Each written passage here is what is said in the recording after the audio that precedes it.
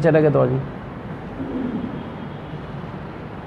الحمدللہ رب العالمین والصلاة والسلام علی سید المرسلین اما بعد فاعوذ باللہ من الشیطان الرجیم بسم اللہ الرحمن الرحیم۔ میٹھے اسلام بھائیو، دارالتعلیم سنت کے آفیشیل پیج پر ہم حاضر ہیں۔ کچھ ٹیکنیکل پرابلم کی وجہ سے ڈسکنیکٹ ہو گئے تھے، تو آپ اپنے سوالات کمنٹس میں لکھیں، انشاءاللہ آپ کے سوالات ہوں گے اور اس کے شرعی جوابات دیے جائیں گے۔ چلتے ہیں آپ کے سوالات کی طرف۔ جی مفتی صاحب، سید محمود اقبال علی قادری ہیں، کہہ رہے ہیں کہ طٰہٰ نام رکھنا جائز ہے؟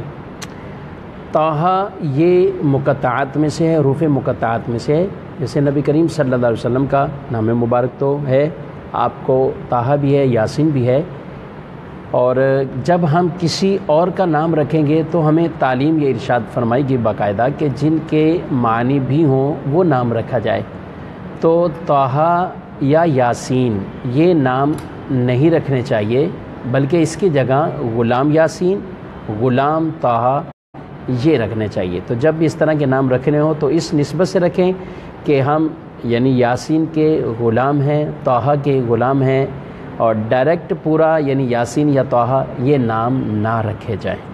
اچھا مفتی صاحب، ایک نعمان بھائی ہیں، وہ کہہ رہے ہیں کہ سجدے میں ناک کی ہڈی کون سی لگانی چاہیے، وضاحت فرما دیں۔ سجدے میں ایک تو ناک پیشانی یہ لگانا ہے، پیشانی کے ساتھ ناک کی ہڈی۔ ایک تو ناک کا نرم حصہ یہ نہیں، بلکہ ناک کی یہ سختی محسوس ہو یہ والا حصہ لگانا چاہیے، یہ سجدے کے اندر لگے گا۔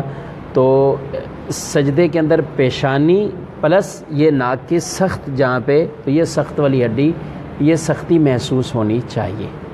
حفیظ سعیدی بھائی ہیں، وہ کہہ رہے ہیں کہ جمعہ کی رکعتوں میں تمام رکعتوں میں کیا جمعہ کی نیت کریں گے یا ظہر کی کریں گے؟ جمعۃ المبارک کی رکعتوں میں جمعہ کی ہی نیتیں کریں گے، اور اس کے لیے یہ ہوگا قبل از جمعہ اور بعد از جمعہ۔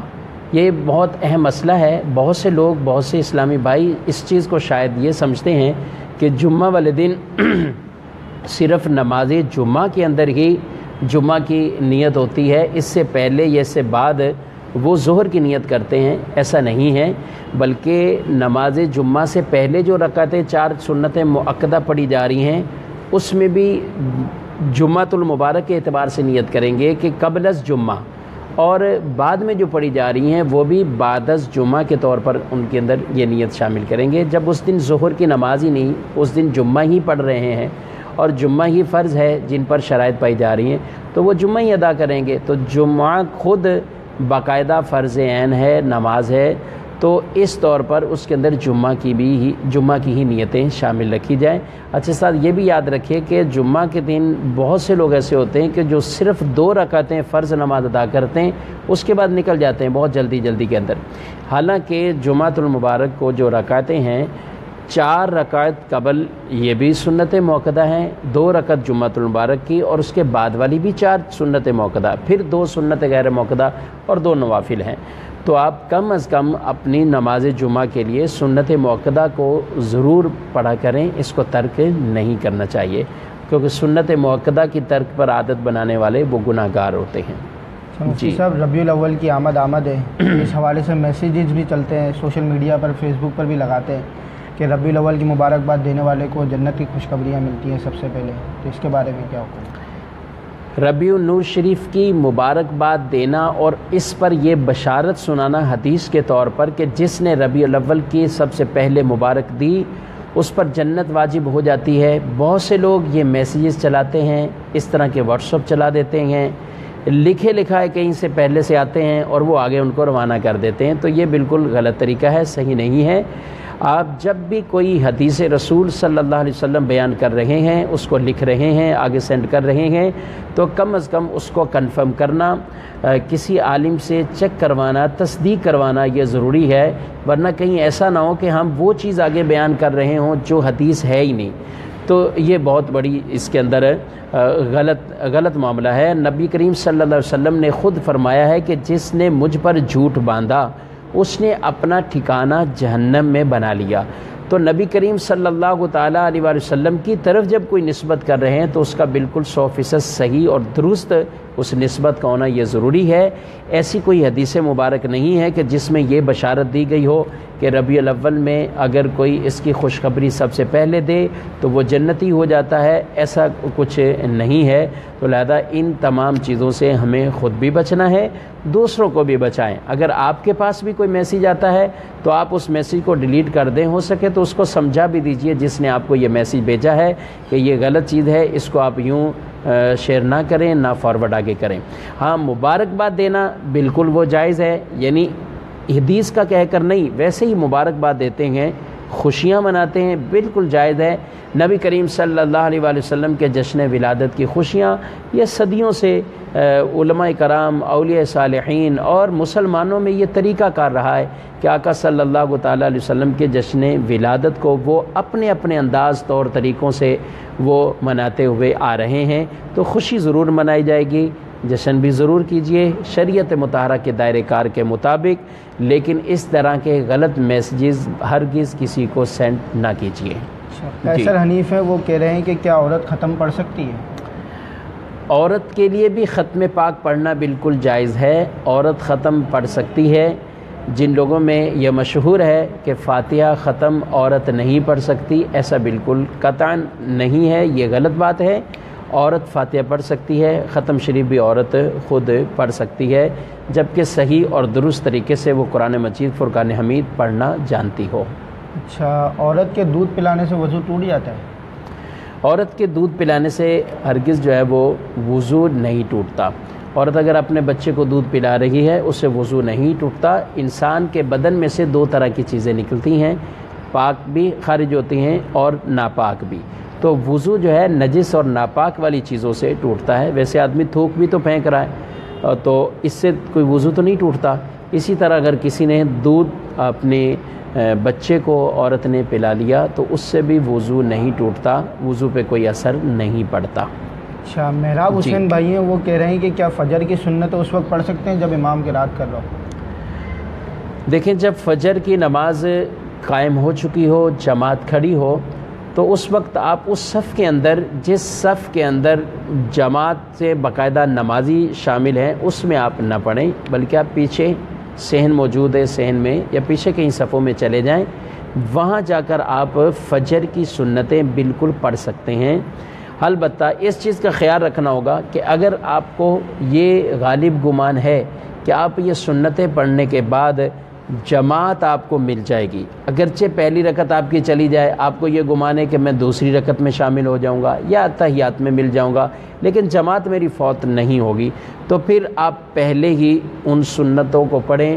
یہ سنتیں مؤکدہ ہیں اور بڑی تاکید والی سنتیں ہیں، ان کا عام سنت مؤکدہ سے بھی زیادہ تاکیداً حکم فجر کی سنتوں کا ہے، تو پھر آپ پڑھیں۔ لیکن اگر آپ کو یہ گمان ہو کہ آپ سنت پڑھیں گے اور امام صاحب سلام پھیر دیں گے، نماز ختم ہو جائے گی، جماعت چلی جائے گی، تو پھر آپ سنتوں میں مشغول نہ ہوں۔ ایسی صورت میں آپ جماعت کے اندر شامل ہو جائیں۔ اور ان سنتوں کو پھر کب پڑھا جائے گا؟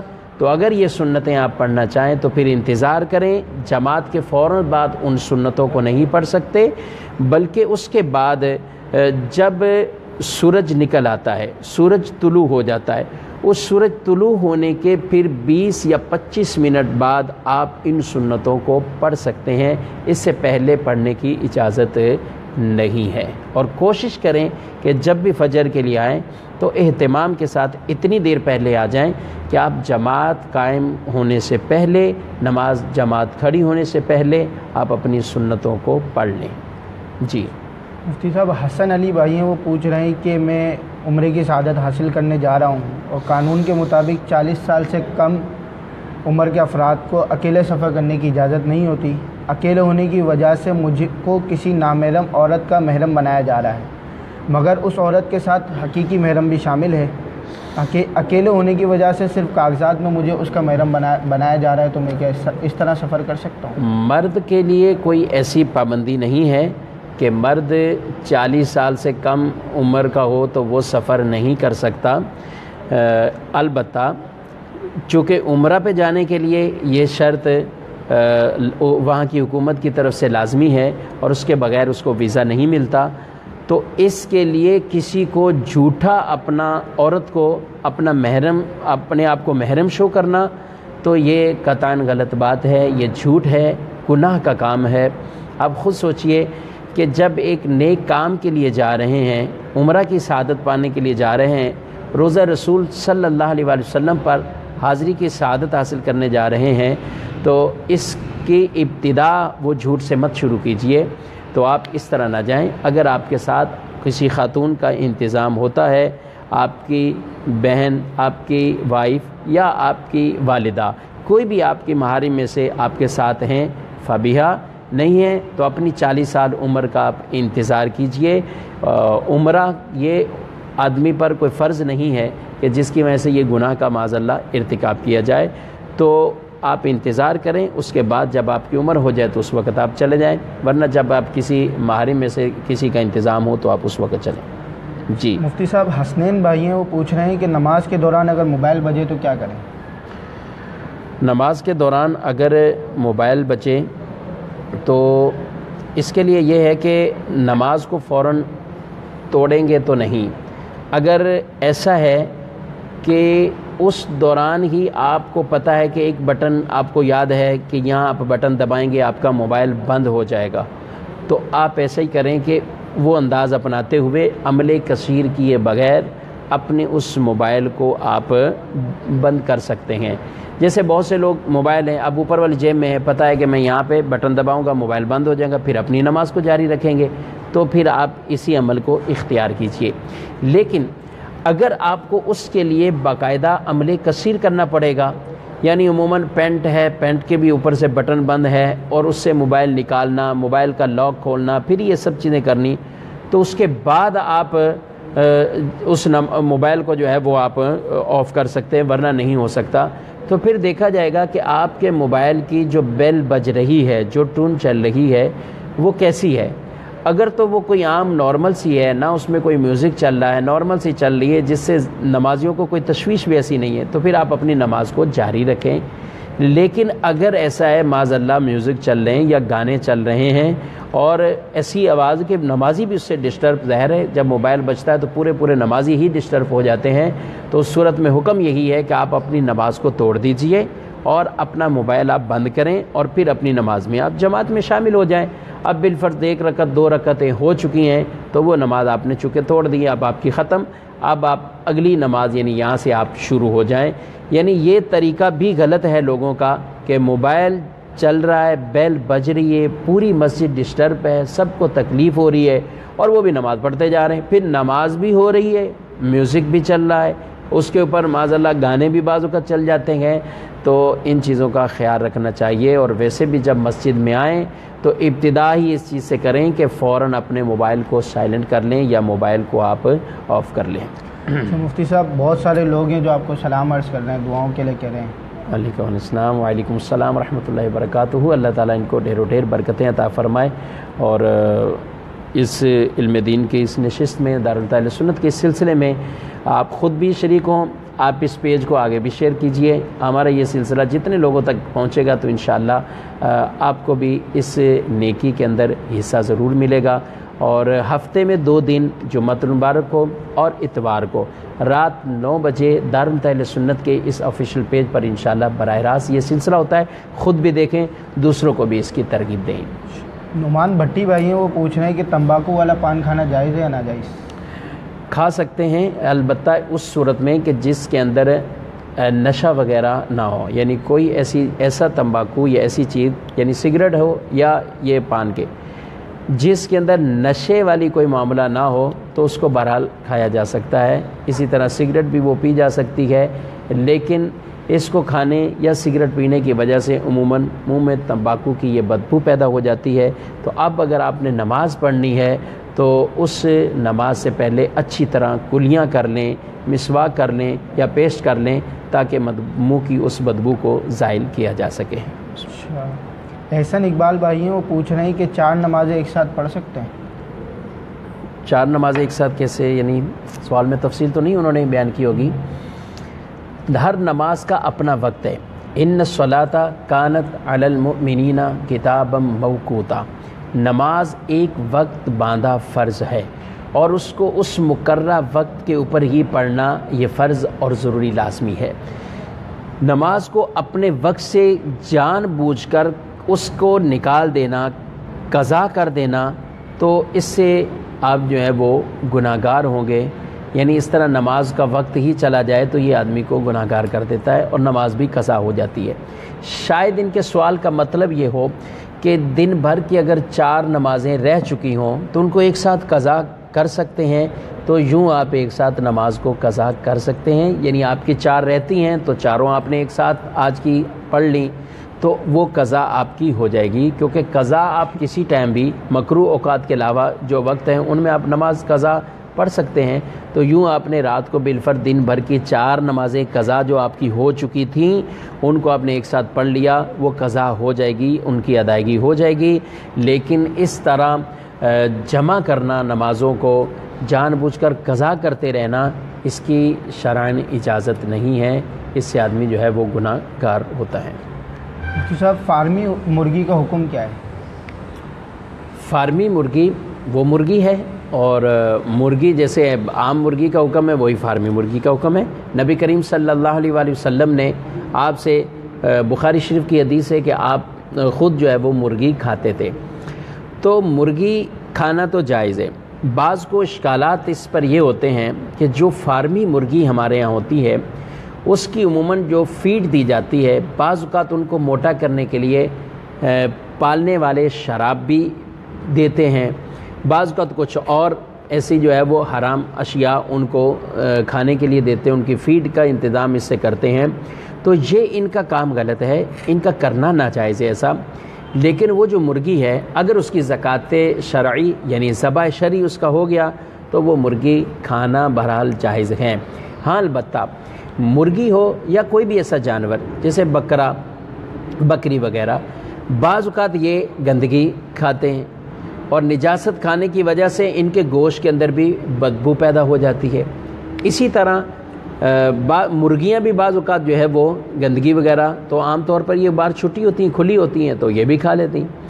لیکن اگر کسی مرغی کے اندر اس کی وجہ سے بدبو والا معاملہ آ چکا ہے تو اس کے لیے علماء یہ فرماتے ہیں کہ اس کو پہلے قید رکھا جائے، یعنی اس کو بند کیا جائے پنجرے وغیرہ میں، اور کچھ دن اس کو ایسے ہی عام صاف ستھری غذا دی جائے اور پھر اس کے بعد اس کو ذبح کیا جا سکتا ہے۔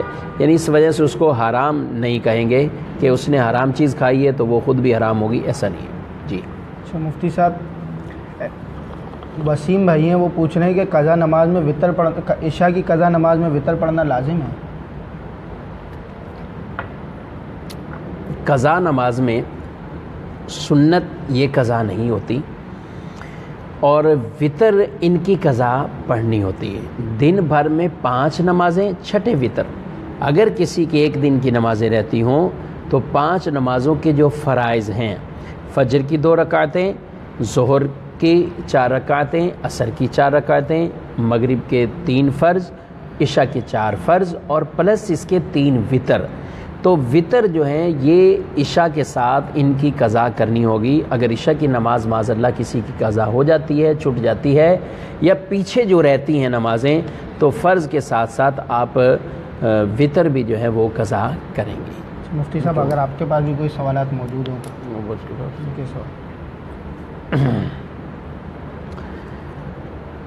جی ہاں، ایک سوال یہ ہے کہ طلاق کا مطالبہ کرنا یہ کیسا ہے؟ لڑکی والے اگر طلاق کا مطالبہ کریں، نبی کریم صلی اللہ تعالیٰ علیہ وآلہ وسلم کی اس پر حدیث مبارک ہے، سختی سے ممانعت فرمائی ہے۔ اس عورت کو منافقہ عورت قرار دیا گیا ہے جو عورت بغیر کسی وجہ کے وہ اپنے شوہر سے طلاق کا مطالبہ کرے، اس کو منافقہ کہا گیا ہے، اور ناجائز حرام ہے۔ اگر کوئی وجہ نہیں ہے اور بغیر وجہ شرعی کے وہ طلاق کا اگر مطالبہ کرتی ہے۔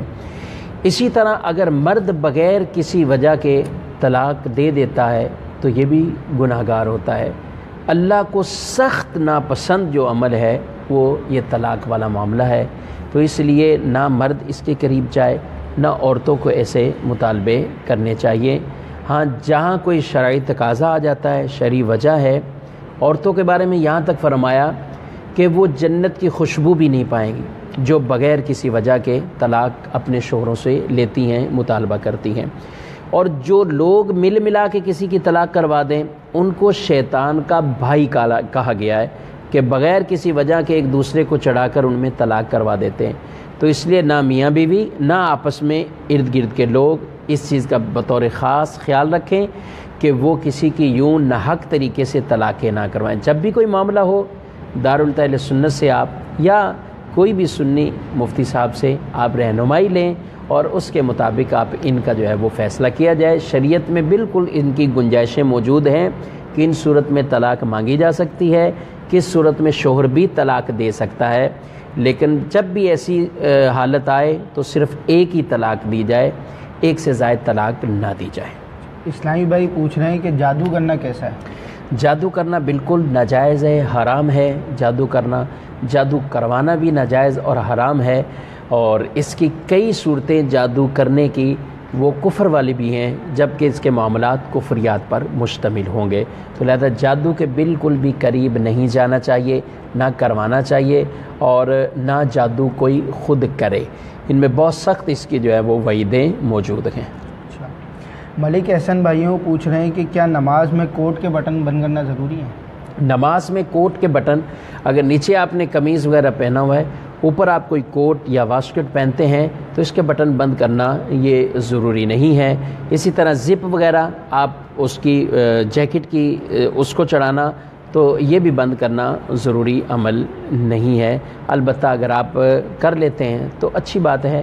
بہت سے لوگ اس کو ٹوکتے بھی ہیں، منع بھی کرتے ہیں کہ آپ نے بٹن بند نہیں کیے، تو نیچے جب کپڑا پہنا ہوا ہے، قمیض پہنی ہوئی ہے، آپ نے جبہ پہنا ہے، کرتا پہنا ہوا ہے، تو اس کے بٹن جب بند ہیں تو اب آپ کے اوپر والے واسکٹ کے بٹن بند کرنا یہ ضروری نہیں ہے۔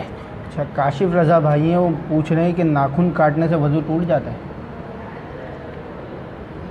ناخن کاٹنے سے وضو نہیں ٹوٹے گا، ناخن سے کوئی ایسا عمل نہیں ہے کہ جس نے وضو توڑا، تو لہذا ناخن اگر کاٹ لیتا ہے آدمی، اپنے بال کاٹ لیتا ہے، اسی طرح مونچھیں تراش لیتا ہے یا کوئی اور اس نے کیا خط بنا لیا اپنا، تو یہ ایک الگ عمل ہے، اس سے وضو کا کوئی اثر نہیں پڑے گا، یعنی وضو اس کا نہیں ٹوٹے گا۔ مدثر بھائیوں پوچھ رہے ہیں کہ جمعہ کی پہلی سنتیں رہ جائیں تو بعد میں کیسے پڑھیں گے؟ جمعۃ المبارک کی اگر پہلی سنتیں رہ جائیں تو پھر بعد میں 2 رکعت جب جمعہ کی ادا ہوں اس کے بعد آپ 4 رکعت تو وہ ادا کیجئے کہ جو پہلے سے ہی جمعہ کے بعد کی 4 رکعتیں ہیں، اس کے بعد آپ یہ 4 رکعتیں پڑھیں جو آپ کی قبل از جمعہ کی 4 رہتی ہیں، تو یہ آپ یوں ملا کر پہلے 4 وہ پڑھیں جو جمعہ کے بعد پڑھی جاتی ہیں، پھر اگلی 4 یعنی جو آپ کی پہلے رہ چکی ہیں ان کو پڑھیں، اس کے بعد آپ 2 سنت پڑھیں اور پھر آپ 2 آپ آخر میں نوافل وغیرہ جو ہے وہ پڑھیں۔ فیضان علی بھائیوں پوچھ رہے ہیں کہ کیا طلاق کے بعد عدت عورت شوہر کے گھر میں گزارے گی؟ طلاق کے بعد عدت کے حوالے سے جو شرعی حکم ہے اس کا یہی ہے کہ عورت اپنے شوہر کے گھر میں عدت گزارے گی۔ آپ نے یہ بیان نہیں کیا کہ کتنی طلاقیں ہوئی تھیں، 1 طلاق تھی، 2 طلاقیں تھیں یا 3 طلاقیں تھیں۔ اگر تو 1 ہے یا 2 طلاقیں رجعی ہیں تو اب تو میاں بیوی کے مابین پردے کا بھی کوئی حکم نہیں ہوتا، اور اگر 1 یا 2 رجعی طلاق ہونے کی صورت میں عدت کے اندر ہی یہ رجوع کر لیتا ہے شوہر تو اس کو یہ اختیار حاصل ہے، یہ منہ سے بول دے کہ میں نے تمہیں واپس لیا، یا کوئی ایسا فعل جو میاں بیوی والا ہوتا ہے وہ واقع ہو گیا تو رجوع ہو جاتا ہے۔ اور اگر 3 طلاقیں ہیں تو 3 طلاق ہونے کی صورت میں یہ بالکل عورت اس پر حرام ہو جاتی ہے۔ عدت یہ ضرور یہاں گزارے گی، لیکن ایسی صورتحال میں عدت یہاں گزارے گی اور شوہر اور بیوی کا آپس میں بالکل ٹوٹل جو ہے وہ پردہ ہوگا، یعنی یہ الگ رہے گا اور وہ الگ رہے گی۔ اور اگر کوئی گھر ایسا ہے کہ جہاں یہ میاں بیوی ہی دونوں رہتی ہیں تو اب یا تو شوہر وہاں سے چلا جائے کچھ دنوں کے لیے جو عدت کے یہ معاملات ہیں، یا اس گھر کے اندر کوئی ایک بااعتماد بڑی خاتون بھی اور رہے جس کو یہ پتہ ہے کہ طلاق کا یہ معاملہ ہے اور ان دونوں کو آپس میں کوئی کسی طرح کا ملاپ یا ان کے آپس میں ملاقات کا سلسلہ نہ ہو، تو ان احتیاطوں کے ساتھ بہرحال طلاق کی عدت جو ہے وہ گزاری جائے گی۔ بہت سے لوگ ہیں وہ یہ سمجھتے ہی نہیں ہیں، وہ کہتے ہیں طلاق کی عدت جو ہے وہ شوہر کے گھر میں عموماً نہیں گزرتی، نہ لوگ ان کو ٹھہراتے ہیں اور نہ لڑکی والے رکنا چاہتے ہیں۔ بہرحال شرعی طور پر حکم یہی ہے کہ طلاق اگر ہوئی ہے تو اس کی عدت شوہر کے گھر میں ہی گزاری جائے، اور شوہر اور بیوی کے اندر اگر 3 طلاقوں کا یہ معاملہ ہے تو بالکل واضح طور پر ان کے اندر پردے کا جو ہے وہ حکم ہوگا۔ اچھا، عبداللطیف بھائیوں پوچھ رہے ہیں کہ رات کو شیشہ دیکھنا کیسا؟ رات کو شیشہ دیکھنا جائز ہے، ہم موبائل بھی دیکھ رہے ہیں ابھی اور آپ نے سوال بھی لکھا ہے، تو شیشہ دیکھ سکتے ہیں، اس میں کوئی ممانعت والی بات نہیں ہے۔ سیف علی بھائیوں پوچھ رہے ہیں کہ بیٹی کا نام ماہرہ رکھنا کیسا؟ ماہرہ نام رکھنا، اس کے معنی کو دیکھا جائے گا، اور اگر اس کے معنی درست بنتے ہوئے تو ہی اس کو رکھنے کی اجازت ہوگی۔ اس کے لیے آپ اسلامی ناموں کی احکام کی جو ہماری دارالسلامی کے مکتبۃ المدینہ کے ہی اشاعتی ادارے سے یہ کتاب چھپ چکی ہے، اس کو آپ لیجئے، اور اس کے اندر اچھے اچھے نام موجود ہیں، ان کے معنی بھی موجود ہیں، اور اس سے دیکھ کر آپ نام رکھیں۔ اچھا، ایک اسلامی بہن ہے، وہ پوچھ رہی ہیں کہ آندھی میں ایک اسلامی بہن کو 100 کا نوٹ ملا تو اس کا کیا حکم ہے؟ یہ کہلاتا ہے لقطے کا پیسہ۔ اگر اسی طرح کسی کو ملا ہے، اعلان اس کی تشہیر کر دیں، اعلان کر دیں، کسی کو بتا دیں، جیسے بھی ارد گرد موجود ہوتے ہیں وہاں پہ اعلان کیے کہ جب بھی ہمیں کوئی چیز ملے، یہ یاد رکھیں مسئلہ، پہلا عمل یہ ہے کہ اس کی تشہیر کی جائے گی۔ لیکن آپ دیکھ رہے ہیں کہ ظن غالب ہوتا ہے کہ سامنے بالکل اس کو تلاش نہیں، نہ تلاش کوئی ہو رہا ہے، نہ کوئی مل رہا ہے، اور نہ ہی ایسی کوئی جگہ ممکن ہے کہ جہاں پہ کوئی اس کو تلاش کر رہا ہوگا۔ بعض اوقات مالیت کے اعتبار سے بھی چھوٹی سی چیز ہے، اس کو کوئی تلاش عموماً نہیں کرتا، تو ایسی صورتحال میں پھر تصدق کر دیا جائے، اس کو کسی اور فقیر شرعی پر اس کو صدقہ کر دیا جائے۔ اچھا، اسلامی بہن ایک یہ بھی سوال ہے کہ جوڑا باندھ کر خواتین کا نماز پڑھنا، اس کا سنا ہے کہ منع کیا گیا ہے، تو اگر عورت اپنا جوڑا باندھ کر نماز پڑھتی ہے اس میں کوئی حرج والی بات نہیں ہے، جوڑا باندھ کر بالکل اس کا نماز پڑھنا یہ جائز ہے۔ البتہ مردوں میں سے اولاً تو مردوں کو یہ حکم نہیں ہے کہ وہ اپنے بالوں کو زلفوں کے سے زیادہ طویل کرتے ہوں، زلفیں آدھے کان تک یا کان کی لو تک، یا اتنے کہ نبی کریم صلی اللہ علیہ وسلم کی تیسری جو سنت کا انداز زلفوں کا کہ آپ کے شانوں کو چھو جاتے، تو اگر اس سے کوئی زیادہ بال رکھتا ہے تو اس کا وہ رکھنا جائز نہیں ہے، حرام ہے زیادہ طویل بال رکھنا۔ اور پھر جو اس کو جوڑا بھی باندھ لے تو مرد، تو اس کی نماز بالکل مکروہ تحریمی ہے، اس کا یہ فعل ناجائز ہے۔ اور عورتوں کے لیے ایسا کچھ نہیں ہے، عورتیں جوڑا بھی باندھ سکتی ہیں اور اپنی جوڑا باندھ کر نماز بھی پڑھ سکتی ہیں۔ جی بھائی۔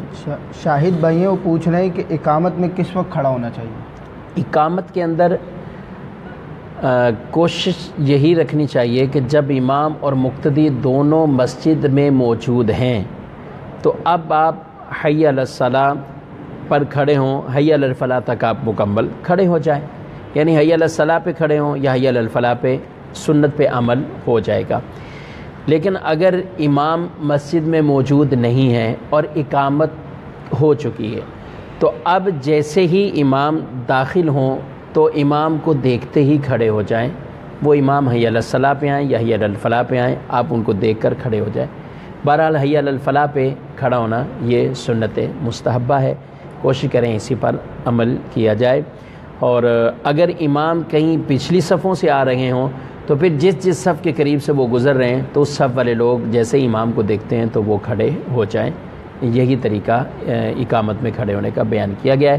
بعض لوگ شروع سے ہی کھڑے رہتے ہیں، وہ امام موجود ہوں یا نہ موجود ہوں، وہ شروع سے ہی اپنی اقامت کو کھڑے کھڑے ہی سنتے ہیں، تو یہ طریقہ کار درست نہیں ہے، اس کو مکروہ فرمایا گیا ہے اور خلاف سنت یہ طریقہ کار ہیں۔ امین بھائیوں بول رہے ہیں کہ السلام علیکم ورحمۃ اللہ۔ وعلیکم السلام ورحمۃ اللہ وبرکاتہ۔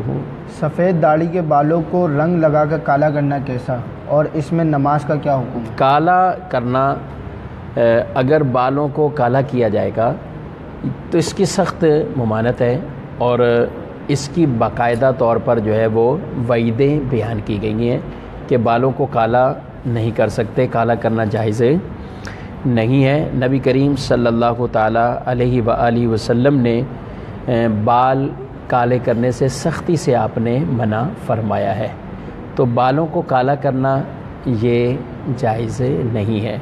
البتہ مہندی کوئی لگاتا ہے تو وہ جائز ہے، یا ایسا کلر لگاتے ہیں کہ بال کالے نہیں ہوتے بلکہ اس کی جگہ وہ ہلکے براؤن ہو جاتے ہیں، ریڈ سرخ ہو جاتے ہیں، یہ کلر استعمال کرنا جائز ہے، ان کو کر سکتے ہیں۔ سیف اللہ بھائیوں پوچھ رہے ہیں کہ غصے میں طلاق دے دی تو کیا کریں؟ سیف اللہ بھائی، غصے میں ہی طلاق دی جاتی ہے، طلاق تو پیار سے کوئی بھی نہیں دیتا، طلاق جب بھی ہوتی ہے غصے سے ہی دی جاتی ہے۔ تو طلاق کے حوالے سے یہ ہے کہ اگر کوئی طلاق دیتا ہے تو طلاق واقع ہو جاتی ہے، غصے میں بھی طلاق واقع ہوتی ہے، اور عموماً غصے میں ہی طلاق ہوتی ہے۔ اور آپ ذرا غور کریں، جب غصہ بھی آدمی کو آتا ہے، جتنا بھی غصہ آ جائے، زیادہ زیادہ چہرہ سرخ ہو جائے گا، اس کے الفاظ کی ترتیب کچھ آگے پیچھے ہو جائے گی، کچھ یہ معاملات ہو جاتے ہیں، اس کی نسیں پھول جائیں گی، یہ غصے کی عام طور پہ علامات ہے۔ لیکن اس کو یہ نہیں کہا جاتا کہ یہ پاگل ہو گیا، یہ مجنون ہے، اس وقت اس کی عقل ہی بالکل ختم ہوگی، ایسا نہیں۔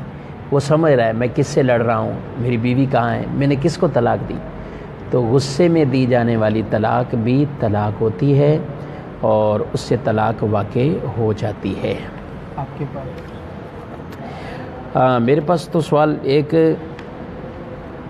یہ پوچھ رہے ہیں کہ عصر اور مغرب کا روزہ رکھنا چاہیے، بنت اشتیاق عطاریہ۔ عصر اور مغرب کا روزہ، عصر اور مغرب کے درمیان کوئی روزہ نہیں ہوتا، اور نہ ہی اس وقت کہ اگر کوئی بھوکا رہتا ہے تو اس کو روزہ کہا جائے گا، اور اس میں کھانے پینے کی بھی کوئی کسی طرح کی ممانعت نہیں ہے، نہ اس کو روزے سے تعبیر کیا جائے۔ غیر مسلم پڑوسی اگر ہو تو اس سے گھر کے کام کرائے جا سکتے ہیں، یہ کوئی کاش ہیں جنہوں نے مسئلہ پوچھا۔ تو غیر مسلم سے کام کروانا، یعنی ان سے ہماری دوستیاں اور اس طرح کے تعلقات، آپس میں پیار محبت اور دوستیوں کے یہ تعلقات کی ممانعت ہے۔ البتہ آپ اپنے گھر پر کسی غیر مسلم کو یوں ملازم رکھتے ہیں کہ گھر کے کام کاج اس نے کچھ کرنے ہیں، تو اس کو ملازم بہرحال رکھا جا سکتا ہے، اور اس سے یہ کام لیے جا سکتے ہیں۔ جی بھائی، اور محمود بھائی کتنا ٹائم ہمارا باقی ہے؟ چلیں ماشاء اللہ۔ جی، محمود بھائیوں پوچھ رہے ہیں کہ میری دادی کے بال بہت گرتے ہیں، تو جو بال گرتے ہیں ان کو کہاں ڈالیں، کہاں رکھیں؟ بال جو گرتے ہوں، جو بھی انسان کے جسم سے بال جدا ہوتے ہیں، ان بالوں کے لیے حکم یہی ہے کہ ان کو دفن کیا جائے۔ ان کو ہم عام طور پہ جس طرح پھینک دیتے ہیں، اور عورتیں بطور خاص ان کے بال ستر میں شامل ہیں، تو ان کو چھپانا۔ اب اگر بال نکلتے بھی ہیں تو ان کو ایسی جگہ پہ عام ڈال دینا کہ سارے دیکھیں، مرد اور سب جو ہے وہ اس کو اجنبی لوگ دیکھ رہے ہوتے ہیں، تو یہ طریقہ کار ٹھیک نہیں ہے۔ گھر کی خواتین کو بھی ان چیزوں کو سمجھنا چاہیے، اور ان کے بھی کنگھی کرتے ہوئے جسم سے، سر سے جو بال جدا ہوتے ہیں، ان بالوں کو سمیٹ کر الگ سے رکھنے چاہیے۔ کوشش کریں دفن کر دیں، دفن نہیں بھی کر رہے ہیں تو وہ اگر کہیں ڈال بھی رہیں تو ایسی جگہ نہ ڈالیں جہاں کوئی اور غیر مرد ان کے بالوں پر نظر کریں اور وہ ان کو دیکھیں۔ ایک اسلامی بھائیوں پوچھ رہے ہیں کہ چھوڑے ہوئے روزے اگر نہ رکھ سکیں تو کیا کفارہ دے سکتے ہیں؟ چھوڑے ہوئے روزے اگر نہ رکھے جا سکتے ہوں، فرض روزوں کی قضا ہی ہے۔ فمن کان منکم مریضا او علی سفر فعدۃ من ایام اخر، کسی وجہ سے، مرض کی وجہ سے یا سفر شرعی کی وجہ سے اگر کوئی روزہ ترک ہوا ہے تو وہ روزے دوبارہ جب صحت مند ہو جاتے ہیں تو اس روزے کو ہی قضا کرنا، پورا کرنا یہ لازمی ہوتا ہے، اس کی قضا ہی اس پر فرض ہے۔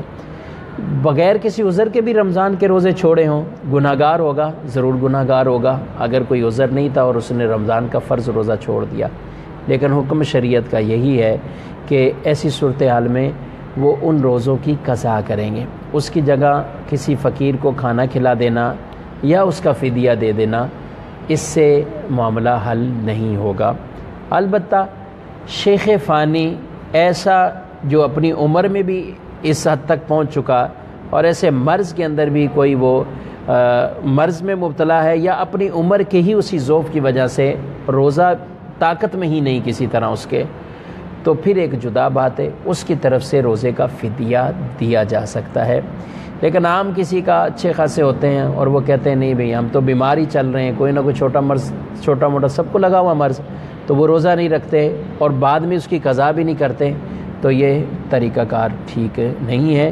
وہ اجازت صرف شیخ فانی کے لیے ہے، عام ایسے بیماروں کے لیے بھی اجازت اس کی نہیں ہے۔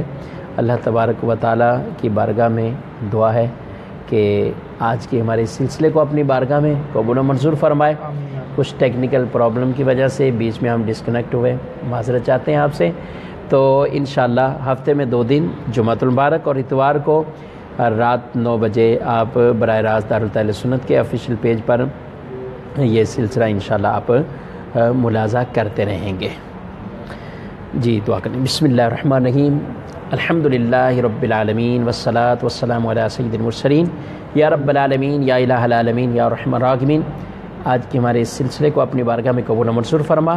الہ العالمین یا رحم الراحمین، ہم سب کے تمام صغیرہ کبیرہ گناہوں کو معاف فرما۔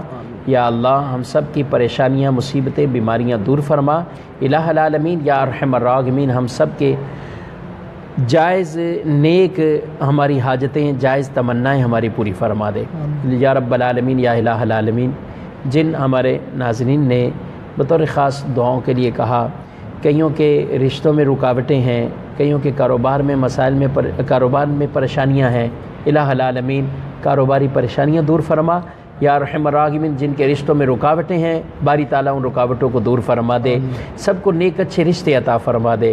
یا اللہ جو شادی شدہ ہیں انہیں اپنے گھروں میں سکھ چین عطا فرما، نا اتفاقیاں، لڑائی جھگڑے سب سے دور فرما دے، اپنا رحم و کرم فرما، اپنی رحمتوں کا نزول فرما۔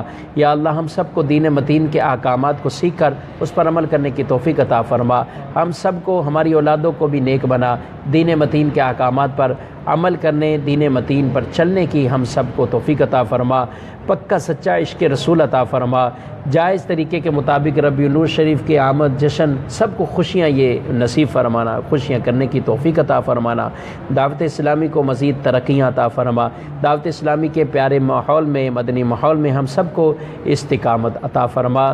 اللہ تبارک و تعالی ہم سب کی الہ العالمین نیک جائز دعاؤں کو قبول فرما لے۔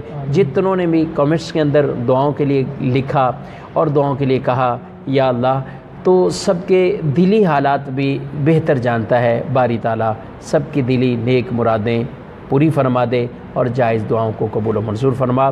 وصلی اللہ تعالی علی خیر خلقہ و نور عرشہ سیدنا و مولانا محمد وعلی آلہ و اصحابہ اجمعین برحمتک یا ارحم الراحمین۔